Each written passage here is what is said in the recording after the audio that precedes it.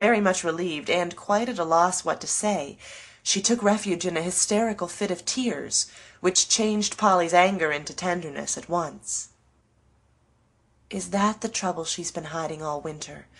Poor dear, I wish I'd known it sooner," thought Polly, as she tried to soothe her with comfortable pats, sniffs of cologne, and sympathizing remarks upon the subject of headache, carefully ignoring that other feminine affliction, the heartache.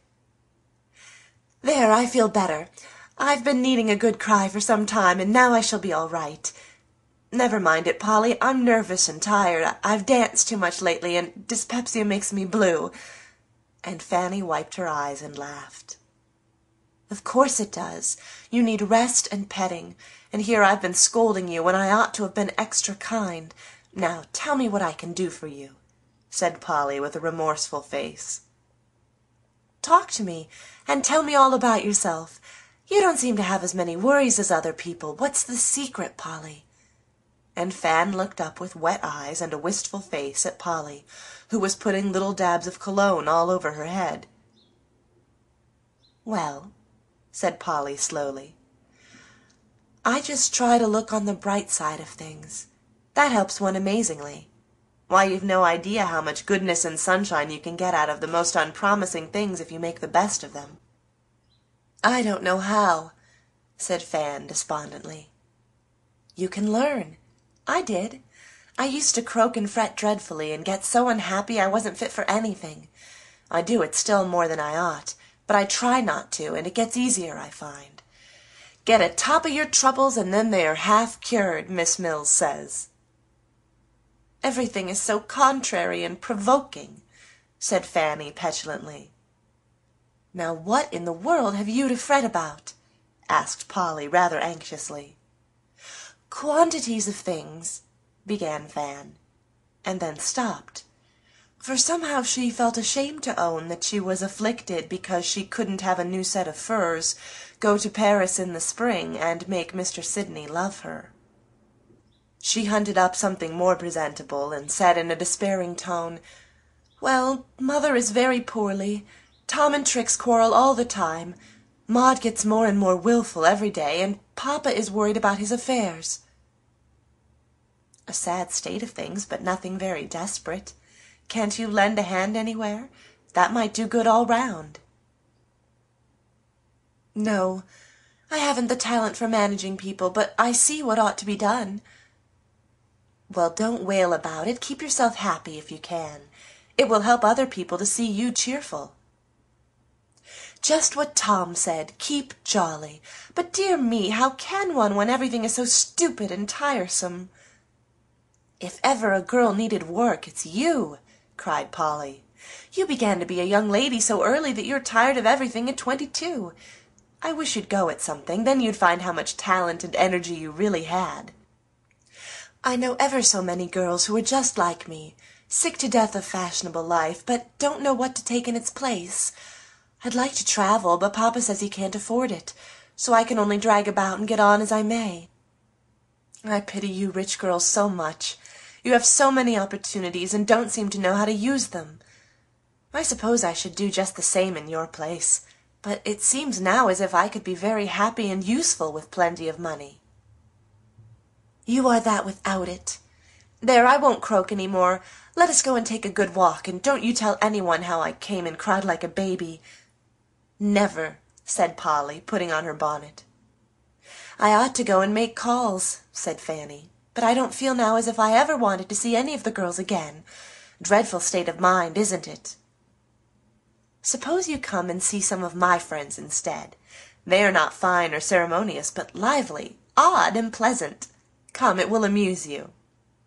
"I will," cried Fanny, whose spirits seemed improved by the shower. "Nice little old lady, isn't she?" added Fan, as she caught sight of Miss Mills on their way out, sitting at a table piled with work and sewing away with an energy that made the gray curls vibrate. "Saint Mehitable, I call her. Now there is a rich woman who knew how to get happiness out of her money," said Polly, as they walked away. "She was poor till she was nearly 50, then a comfortable fortune was left her, and she knew just how to use it. That house was given her. But instead of living in it all alone, she filled it with poor gentlefolks who needed neat, respectable homes, but couldn't get anything comfortable for their little money. I'm one of them, and I know the worth of what she does for me. 2 old widow ladies live below me, several students overhead. Poor Mrs. Keene and her lame boy have the back parlor, and Jenny the little bedroom next to Miss Mills. Each pays what they can. That's independent and makes us feel better. But the dear woman does 1,000 things that money can't pay for, and we feel her influence all through the house. I'd rather be married and have a home of my own, but next to that, I should like to be an old maid like Miss Mills." Polly's sober face and emphatic tone made Fanny laugh, and at the cheery sound a young girl pushing a baby carriage looked round and smiled. "What lovely eyes!" whispered Fanny.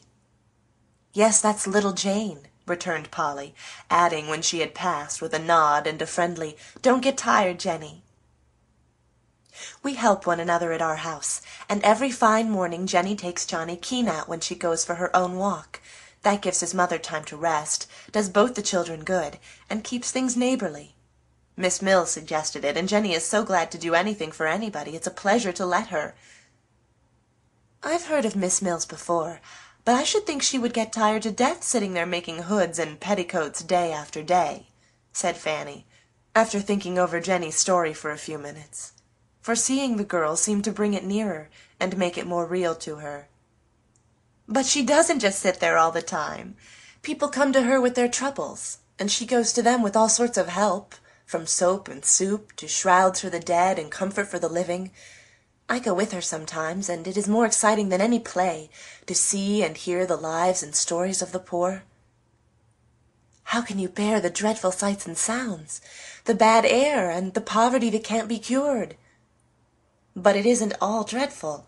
There are good and lovely things among them, if one only has eyes to see them. It makes me grateful and contented, shows me how rich I am, and keeps me ready to do all I can for these poor souls." "My good Polly," and Fanny gave her friend's arm an affectionate squeeze, wondering if it was this alone that had worked the change in Polly. "You have seen 2 of my new friends, Miss Mills and Jenny. Now I'll show you 2 more," said Polly presently, as they reached a door, and she led the way up several flights of public stairs. "Rebecca Jeffrey is a regularly splendid girl, full of talent. She won't let us call it genius. She will be famous some day, I know. She is so modest and yet so intent on her work. Lizzie Small is an engraver, and designs the most delightful little pictures. Becky and she live together and take care of one another in true Damon and Pythias style. This studio is their home. They work, eat, sleep, and live here, going halves in everything. They are all alone in the world, but as happy and independent as birds, real friends, whom nothing will part. Let a lover come between them, and their friendship won't last long," said Fanny. "I think it will. Take a look at them, and you'll change your mind," answered Polly, tapping at a door on which 2 modest cards were tacked. "Come in," said a voice, and obeying, Fanny found herself in a large, queerly furnished room, lighted from above, and occupied by 2 girls. One stood before a great clay figure in a corner. This one was tall, with a strong face, keen eyes, short curly hair, and a fine head. Fanny was struck at once by this face and figure, though the one was not handsome, and the other half hidden by a great pinafore covered with clay. At a table where the light was clearest sat a frail-looking girl, with a thin face, big eyes, and pale hair, a dreamy, absorbed little person, who bent over a block, skillfully wielding her tools.